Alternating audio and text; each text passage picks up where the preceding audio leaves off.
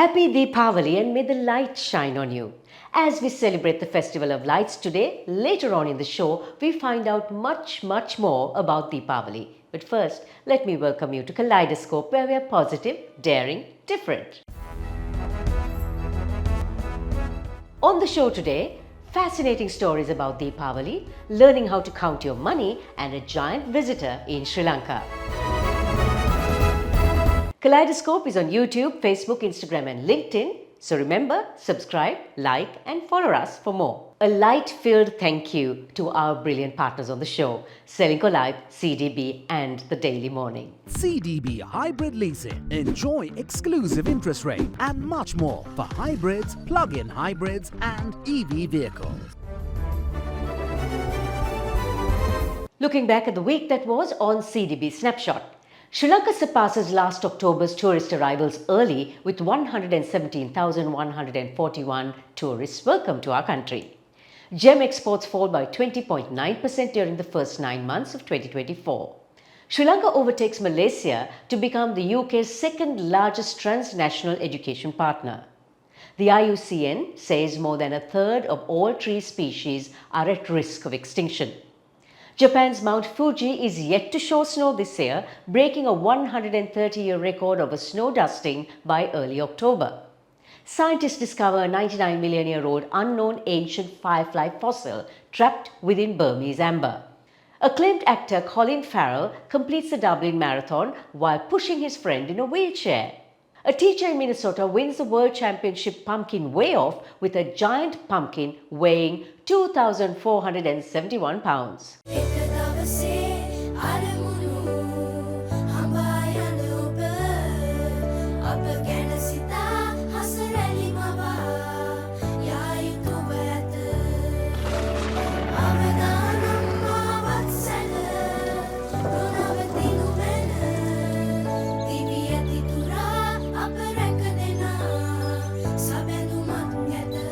You focus on your goals. We will take care of the risks. Srilanka Life. Welcome, this is Srilanka Life News Capsule.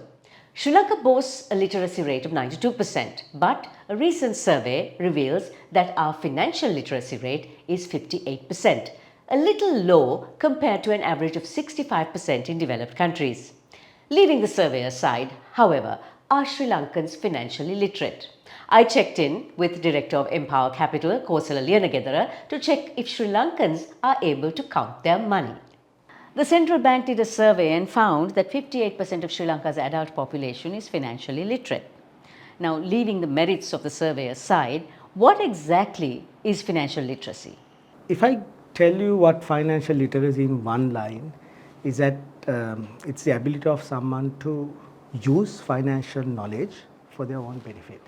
When I say for their own benefit, that can be simple things like having a saving, making an effective and safe investment, planning for their retirement, getting the best advantages, best benefit, best deal out of a bank loan, not getting trapped in a credit card debt, things like that.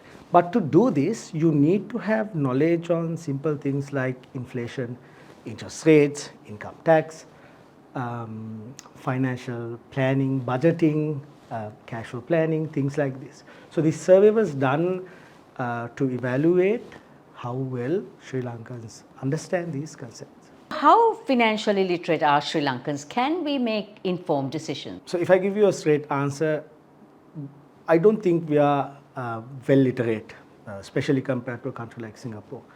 There are reasons for that. But even from the findings of the survey, a lot of people have understood things like interest rate, simple interest rate, compound interest rates. But when they were questioned on things like inflation, risk management, especially risk management, they were struggling. So from the finding itself, we can understand that Sri Lankans do understand basic things. But to use the knowledge on financial literacy for their benefit, I think we are not there up to now.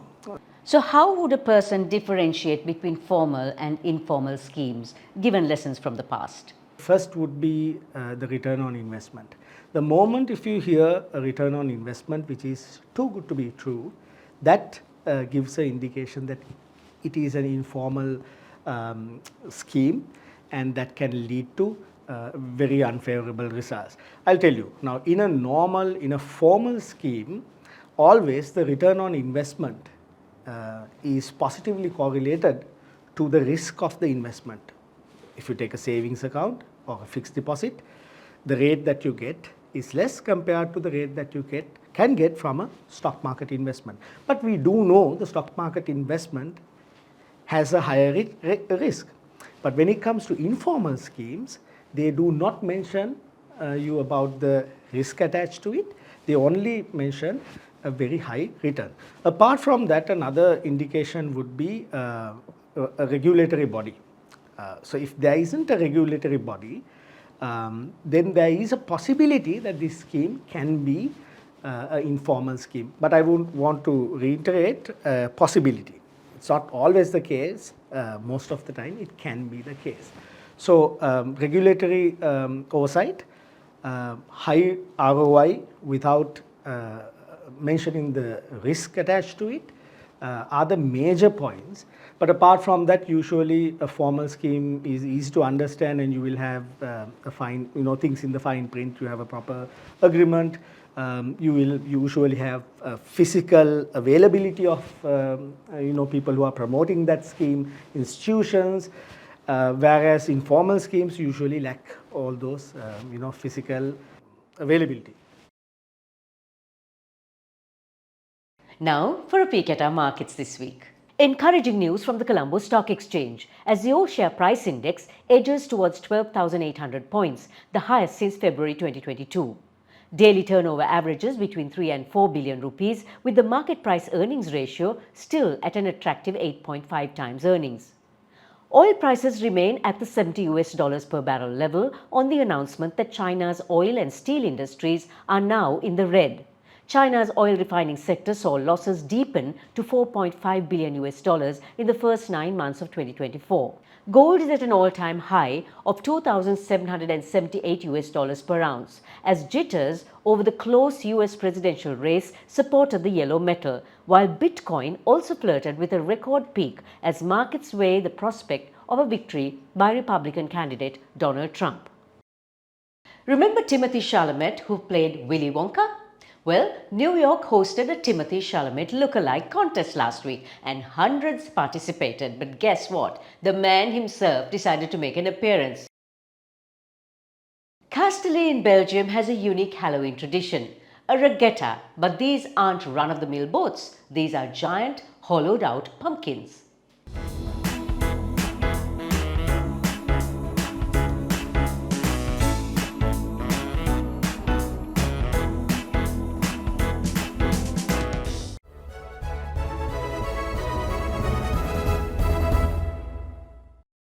Happy Deepavali! Deepavali, or Diwali as it is known, is an amazing celebration of good over evil, and it always happens on a no-moon night. Legend has it that when Rama and Sita returned to Ayodhya after a 14-year-long exile, the residents of the city lit clay lamps to welcome them back. There's also a belief that Lakshmi, the goddess of wealth and prosperity, was born out of the great churning of the milk sea on Deepavali. And so today I am at the Mayurapati temple with Gauri Shankar, who's going to tell us a little bit more about Deepavali. I'm sure there are more facts and figures that we don't know about. What are the origins of Deepavali? Some say it is of Ramayana, comes out of Ramayana. When Lord Rama, he comes back to Ayodhya after his 14 years of exile in the forest and fights Lord Ravana and brings Sita back home.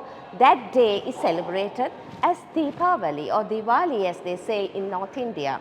And in South India and in Sri Lanka, the Tamils call it Deepavali. Going back in history, in fact 500-600 years ago, the Western and the Persian travelers have written in their memoirs about how India and the Southeast Asian countries celebrate Deepavali. So the origin is so deep, so far away from us, but still celebrated with so much vibrancy. So what is Sri Lanka's history with Deepavali? Sri Lanka is most of the time influenced by India, and most of us, I think, are Tamils and all, we took traditions, the Hindus took traditions from India, from the Hindu scriptures. Even it says in Mahabharata, they also say that after the Pandavas, after the war, after their 12-year exile away from Hastinapuram, they had the Mahabharata war. Once they completed the Mahabharata war against the Kauravas, their own cousins, they came back victorious to Hastinapuram on such day, and that's another day of joy. Again, it signifies the destruction of evil. So now you mentioned India, you also mentioned Persia and other parts of the world. How is Deepavali celebrated elsewhere? Deepavali has transcended into every Western countries now. In Trafalgar Square, it's a beautiful function with all the Indians and the Tamil congregating and dancing, singing, celebrating. It's a joyous moment for Londoners. And what about Times Square in New York? It is celebrated with a lot of functions, and even Prime Minister Narendra Modi gives a special message on Diwali Day for the New Yorkers to celebrate at Times Square. What are some of the misconceptions about the festival? People sometimes eat lovely food, they even cook meat sometimes because it's a joyous moment. So it's not naturally, it's not a vegetarian day like Pongal and other Hindu festivals. But it's a joyous moment. It's to remove all evil from your heart. Some people say, oh no, we don't want to dance, we don't want to sing, we have to look very sophisticated. No, it's a day to bring joy into your heart, and bringing joy into heart is about dancing and singing and getting together with your relatives and friends and lighting the lamps. And also firecrackers, they play a very important role, especially when they have the firecrackers burning, that is, removing all the sorrow. So light brings joy, and the firecrackers remove all sorrow and dark feelings in us. Any lesser known facts about Deepavali? Deepavali comes with the lunar movement, the movement of the moon, the waning moon, Amavasai we call it. So the last day of the waning moon and the new moon is going to come. That's the day Deepavali is celebrated. And with the new moon, new life starts, new joy, new hopes, new future. That is one of the significance of Amavasai on the month of October, Aipasi. And this is something that a lot of people don't know. And again, these months are months where the earth is far away from the sun. There's a little low activity in our body. We feel a little depressed, or the mind is a little low, the body flow is not there. So by bringing all these kind of festivities, we come out of depression, low mind, and our body is activated, we don't slow down. One more thing, even in Varanasi, they claim that Shiva and Parvati come on this particular Amavasa day to bathe in the Ganges. So they decorate the Varanasi river Ganga with flowers and lamps. It's a beautiful sight on Diwali day at Varanasi.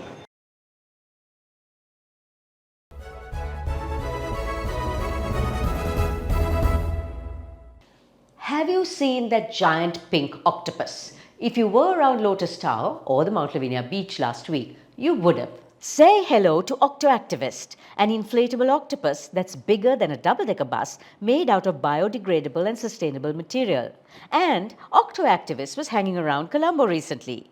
An initiative by Greenpeace to make us all sit up and take action to have clean oceans, Octo-Activist was primarily here to urge the government of Sri Lanka to sign the Global Ocean Treaty. We are very happy to welcome our great giant octopus to Sri Lanka after so many stops in different countries like Germany, Italy, UK, and I believe in Czech Republic, spreading awareness and making people educate about the Global Oceans Treaty. This Octo-Activist has appeared in the UK near the River Thames to demand a change in ocean protection measures, and it was previously in Oslo, in Norway, as well to confront the Prime Minister on deep sea mining.